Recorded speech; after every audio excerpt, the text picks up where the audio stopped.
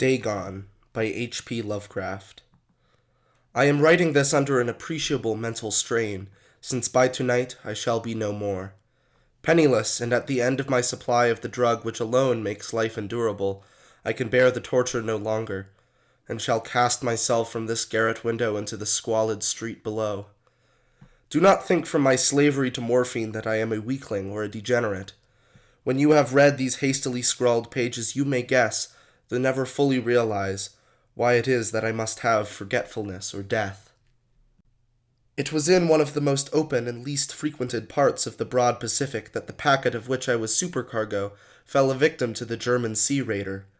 The Great War was then at its very beginning, and the ocean forces of the Hun had not completely sunk to their later degradation, so that our vessel was made a legitimate prize, while we of her crew were treated with all the fairness and consideration due us as naval prisoners.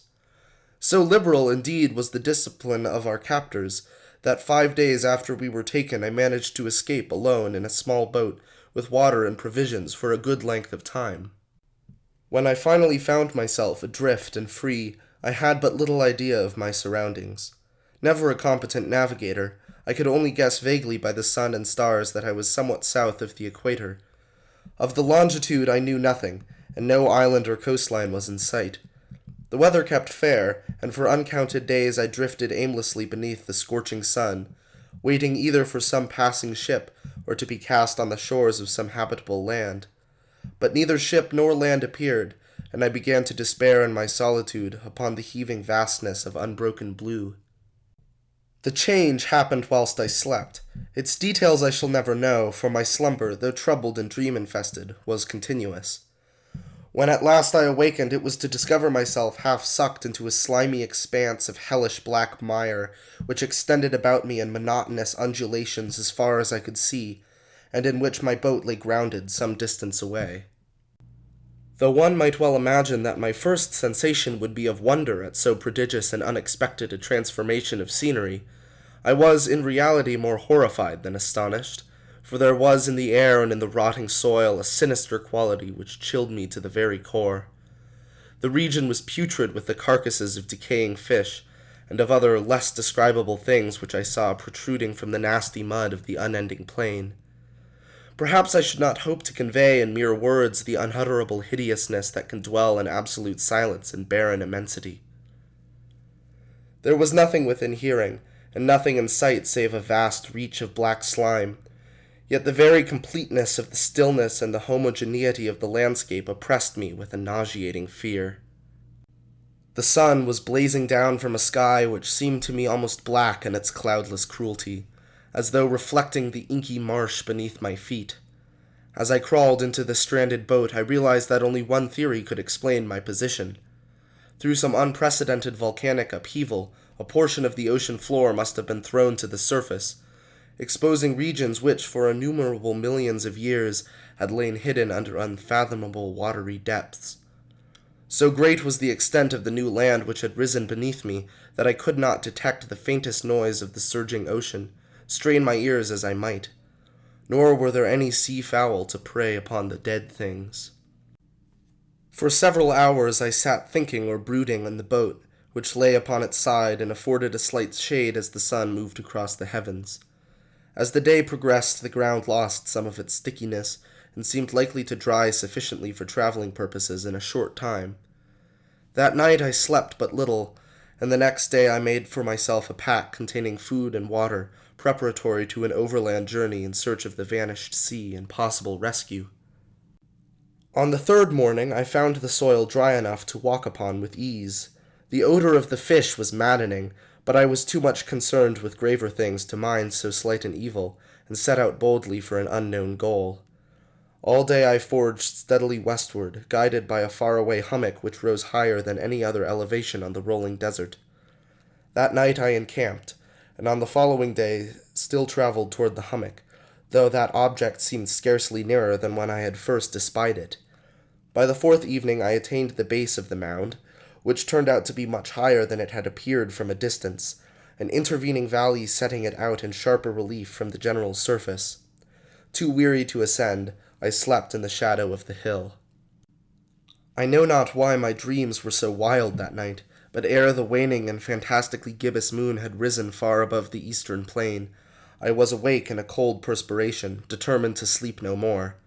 Such visions as I had experienced were too much for me to endure again.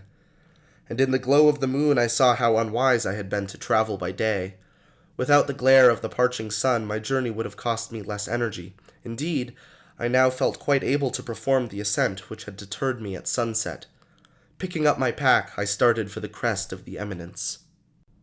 I have said that the unbroken monotony of the rolling plain was a source of vague horror to me, but I think my horror was greater when I gained the summit of the mound and looked down the other side into an immeasurable pit or canyon, whose black recesses the moon had not yet soared high enough to illuminate. I felt myself on the edge of the world, peering over the rim into a fathomless chaos of eternal night. Through my terror ran curious reminiscences of Paradise Lost, and of Satan's hideous climb through the unfashioned realms of darkness. As the moon climbed higher in the sky, I began to see that the slopes of the valley were not quite so perpendicular as I had imagined. Ledges and outcroppings of rock afforded fairly easy footholds for a descent, whilst after a drop of a few hundred feet the declivity became very gradual. Urged on by an impulse which I cannot definitely analyze, I scrambled with difficulty down the rocks and stood on the gentler slope beneath, gazing into the Stygian depths where no light had yet penetrated. All at once my attention was captured by a vast and singular object on the opposite slope, which rose steeply about 100 yards ahead of me, an object that gleamed whitely in the newly bestowed rays of the ascending moon. That it was merely a gigantic piece of stone I soon assured myself, but I was conscious of a distinct impression that its contour and position were not altogether the work of nature.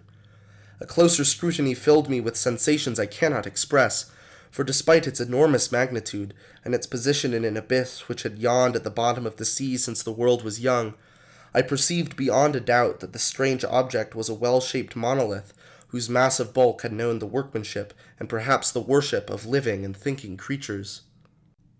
It was the pictorial carving, however, that did most to hold me spellbound. Plainly visible across the intervening water on account of their enormous size were an array of bas-reliefs whose subjects would have excited the envy of a Dore.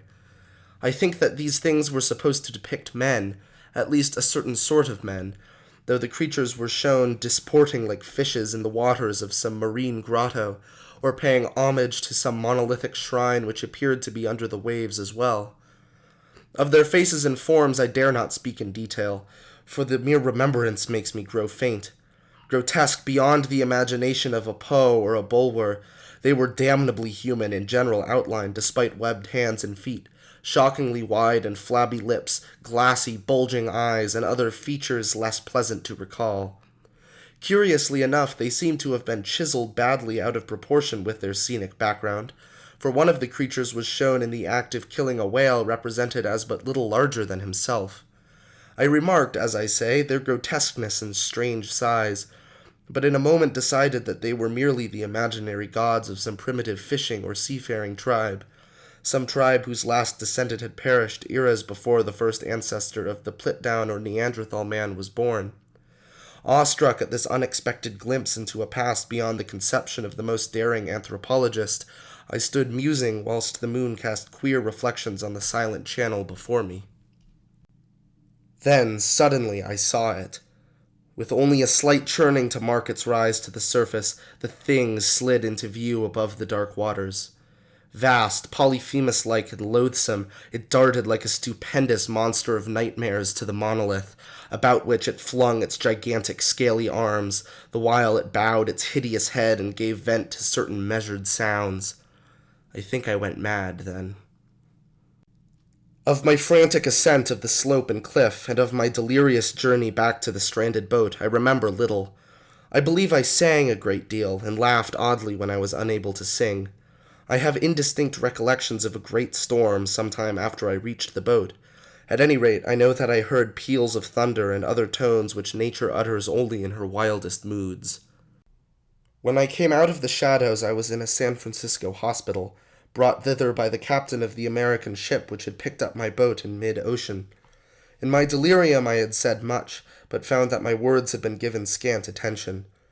Of any land upheaval in the Pacific my rescuers knew nothing, nor did I deem it necessary to insist upon a thing which I knew they could not believe.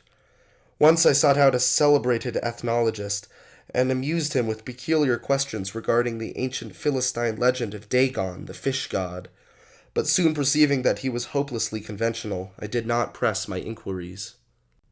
It is at night, especially when the moon is gibbous and waning, that I see the thing. I tried morphine, but the drug has given only transient surcease, and has drawn me into its clutches as a hopeless slave. So now I am to end it all, having written a full account for the information or the contemptuous amusement of my fellow men. Often I ask myself if it could not have all been a pure phantasm, a mere freak of fever as I lay sun-stricken and raving in the open boat after my escape from the German man-of-war. This I ask myself, but ever does there come before me a hideously vivid vision in reply. I cannot think of the deep sea without shuddering at the nameless things that may at this very moment be crawling and floundering on its slimy bed, worshipping their ancient stone idols and carving their own detestable likenesses on submarine obelisks of water-soaked granite. I dream of a day when they may rise above the billows to drag down in their reeking talons the remnants of puny, war-exhausted mankind. Of a day when the lands shall sink, and the dark ocean floor shall ascend amidst universal pandemonium. The end is near. I hear a noise at the door, as of some immense, slippery body lumbering against it. It shall not find me. God, that hand! The window! The window!